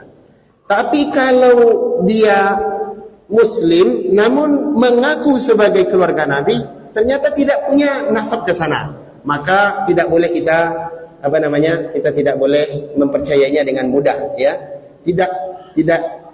Status memiliki nasab dengan Nabi, teman-teman, ini tidak mengangkat derajat seseorang menjadi suci, menjadi diagungkan. Tidak ada prinsip itu dalam agama kita. Keluarga Nabi kita hormati, tapi tidak boleh kita berlebihan dalam pengagungan. Apalagi seperti pertanyaan ini, menganggap suci. Tidak ada tuh, Pak. Tidak ada tuh. Tidak ada namanya keluarga Nabi yang disucikan dalam arti mengagungkan. Tidak ada. Semua manusia selain Nabi pasti memiliki kesalahan. Hatta Ibunda Aisyah radhiyallahu anha, ummahatul mukminin, beliau punya kesalahan apa tidak? Kesalahan para keluarga Nabi. Ya, tidak ada yang sempurna. Namun demikian tidak boleh kita mensucikan keluarga Nabi dalam artian mengagungkan berlebihan. Kemudian juga yang perlu saya ingatkan, mengklaim memiliki nasab ini bukan perkara mudah, teman-teman. Mengklaim, ya. saya punya nasab dengan bapak fulan, padahal saya tidak memiliki nasab dengan beliau. Hal seperti ini diancam dalam agama kita. Dalam hadis Sahih Bukhari, Nabi SAW mengatakan, siapa yang mengaku memiliki nasab padahal tidak memiliki nasab, maka hendaklah dia memesan dan penduduknya di neraka. Jadi mengaku-ngaku punya nasab dengan yang lain tak boleh, tak sembarangan, Pak. Saya nasab saya darah biru ini, Pak, punya keturunan raja, padahal saya bukan keturunan, tak ada punya nasab dari sana. Saya punya nasab keturunan Nabi, padahal tak ada keturunan Nabi. Ini dosanya besar, termasuk kabair. Di Indonesia saja orang-orang yang kalau saya tidak tahu ya wallahualam, mungkin plakat nama anak cucu keturunan Nabi ini, Pak, ini sebagai benteng untuk mengangkat diri, mungkin ya. Karena di Timur Tengah pun juga banyak cucu keturunan Nabi. Meskipun demikian mereka tidak pernah mengagungkan diri. Di Saudi, Pak, termasuk di Qatar juga ada keturunan Nabi di sana, namanya Syarif. Kalau laki-lakinya Syarif, kalau perempuannya Syarifah. Itu terkenal tuh. Di Suria keturunan Nabi itu disebut dengan Itratun Nabi namanya. Ada seorang ulama yang pakar dalam ilmu Al-Quran, namanya adalah Syekh Nuruddin Itir namanya. Dia punya banyak karya tulis. Di antara karya-karyanya adalah tentang ulumul Quran. Nama beliau adalah Nuruddin, gelarnya belakang Itir. Siapa itu Itir? Keturunan Nabi. Ulama yang rabbani, ulama berilmu, tawadhu, tapi tidak pernah membanggakan diri. Oh, saya ini cucu keturunan Nabi. Tidak. Seharusnya orang kalau memang benar dia sebagai cucu keturunan Nabi, harusnya apa? Lebih menjaga, mencontoh dengan akhlak Nabi. Bukan justru menyeberangi akhlak Nabi. Nabi apa? Orangnya tawadhu, ucapannya terjaga, akidahnya lurus, ya kan? Lisannya lembut bukan tajam. Ini ada pula Habib mengaku keturunan Nabi, diselisih semua. Akhlaknya amburadul, ucapannya kebun binatang, akidahnya akidah aneh-aneh, dibacok enggak kuat, Pak, dibacok pakai apa, benda tajam enggak kuat, enggak mapan. Ini akidah apa nih? Neneknya pakai atuknya di perang Uhud luka badannya, kena apa? Nabi SAW di perang Uhud kan terluka kan? Masa cucunya enggak luka? Kehebatan mana itu? Ini berarti apa? Curiga kita kalau ini diyakini sebagai apa? Keturunan Nabi. Meskipun demikian, nasab tidak membuat seseorang terangkat. Yang membuat seseorang itu terangkat nilainya, kemuliaannya adalah urusan agama. Abu Talib juga dari keluarga Nabi, teman. Abu Talib keluarga Nabi apa tidak? Apakah Abu Talib mulia dari alam agama kita? Tidak. Tidak. Yang membuat mulia itu adalah agama. Kata Allah, inna akramakum indallahi atqakum. Yang paling mulia di sisi Allah dari antara kalian adalah siapa yang paling bagus agama dan ketakwaannya. Abu Talib bukan daripada keluarga Nabi. Iya, yang namanya keluarga itu, teman-teman, adalah orang yang memiliki nasab, kemudian keluarga juga bisa maknanya pengikut, itu keluarga juga namanya, Pak. Seperti firman Allah dalam Al-Quran tentang Fir'aun, adakhilu ala fir'auna asyaddal adab. Masukkanlah Fir'aun dan keluarganya ke dalam azab yang pedih. Siapa yang masuk keluarga Fir'aun di ayat ini? Atba'u, pengikut-pengikutnya. Jadi pengikut itu juga termasuk keluarga. Oleh karenanya kita ini kalau mengikuti Nabi berarti apa? Kita termasuk Ali Muhammad, pengikut Muhammad, keluarga Muhammad. Dapat doa kita, Pak, dalam salat. Kan dalam salawat Nabi kita baca kan, Allahumma salli ala Muhammad wa ala ali Muhammad. Semoga salawat untuk Muhammad dan keluarga Muhammad. Mudah-mudahan kita masuk. Tapi meskipun demikian, jangan ngaku pula saya ini keturunan Nabi. Tidak. Saya punya tidak. Kita cukup mengatakan saya keluarga Muhammad dalam artian mengikut Nabi Muhammad. Jangan mudah-mudah mengaku nasab. Allahu a'lam. Kemudian terakhir,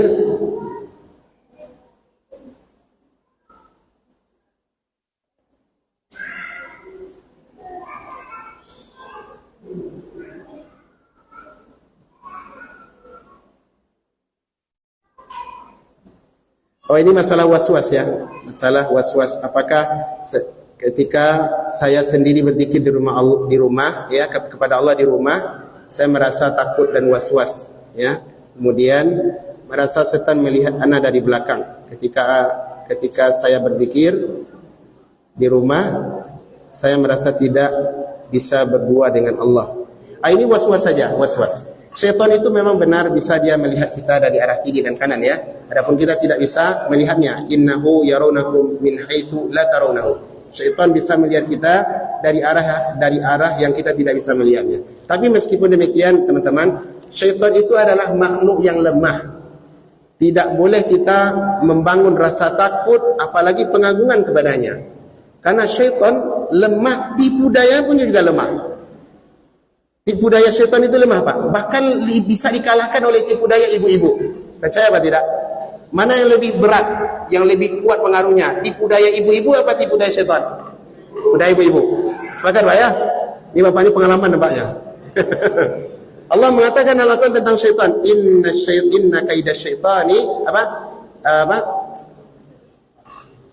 bukan ada surat ini, surah An-Nisa itu tentang kaidu syaitan, tentang tipu makar syaitan itu dhaif, lemah kan? Wa kana ayat inna kaida syaitani kana dhaifa. Jazakallahu khairan. Sesungguhnya syaitan itu tipu dayanya lemah. Ini syaitan ini Pak. Kenapa? Karena syaitan itu hanya bisa mainnya membisik Pak. Jadi tukang bisik yang paling handal itu syaitan. Nanti diikuti pula oleh kawan-kawannya di dunia. Tukang bisik-bisik itu kan. Allah mengatakan apa? Lemah tipu daya syaitan. Kenapa? Dia hanya membisikkan saja, membawa produk. Pak, kalau jual niko, kalau jual itu. Tergantung kita. Sama kayak abang nih. Saya punya produk, bang. Saya punya produk bagus nih. Mau beli apa dia? Tergantung abang kan. Kalau abang mau beli, ya beli. Kalau enggak, ya sudah. Selesai kan? Demikian syaitan. Disuruh kita merokok lah bang. Merokok itu kan biar dapat kanteng gitu kan. Saya tak mau merokok itu. Rokok itu rusak. Udah, tak jadi syaitan tu. Lemah tak tipu daya? Lemah sekali. Adapun tipu daya wanita, Allah katakan dalam surah Yusuf. Apa kata Allah? Inna kaidakunna azim. Sesungguhnya tipu daya engkau wahai wanita, maksudnya Zulaikha, istri pembesar Mesir, sungguh sangat besar. Kenapa? Karena nampak Nabi Yusuf saja hampir terjerembab dengan urusan apa? Wanita. Apalagi ibu-ibu ya. Apalagi ibu-ibu. Oleh karenanya syaitan teman-teman, ini yang bertanya, kalau ada kita merasa takut ini hanya sebatas was-was. Syaitan itu takut justru kepada kita. Dan syaitan paling takut kepada orang beriman, orang muslim, ahlus sunnah, apalagi akidahnya sahih. Itu mereka paling takut. Makanya kan tak pernah syaitan menempatkan diri. Syaitan itu akan menempatkan diri kepada orang yang akidahnya rusak. Itu suku tu. Awak jalan malam di kuburan deh. Nanti kau ada kayak api muncul. Itu memang syaitan bisa jadi munculkan api. Bisa jadi. Tujuannya apa? Agar membangun akidah yang rusak itu semakin kuat dalam hati. Oh iya, akhirnya sampai itu. Iya ada penunggu yo. Nampun di api tadi. Saya melihat api tadi. Kenapa? Karena akidahnya tidak benar. Begitu teman-teman. Makanya yang bertanya, was-was seperti ini hendaklah kita berlindung kepada Allah dan tidak perlu takut karena syaitan itu tidak akan menyakiti kecuali dengan izin Allah Subhanahu wa taala. Kemudian juga ditambah dengan menjaga ibadah-ibadah sunnah seperti zikir pagi, zikir sore. Itu kan ada lafaz a'udzu bikalimatillahi tammah min syarri ma khalaq. Aku berlindung kepada Allah dengan namanya yang sempurna dari semua kejahatan yang telah tercipta. Wallahu ta'ala alam. Ini kelas yang bisa kita sampaikan. Mohon maaf atas kekurangan dan mudah-mudahan bermanfaat untuk saya dan kita semua. Subhanakallahumma bihamdik asyhadu an la ilaha illa anta astaghfiruka wa atubu ilaik.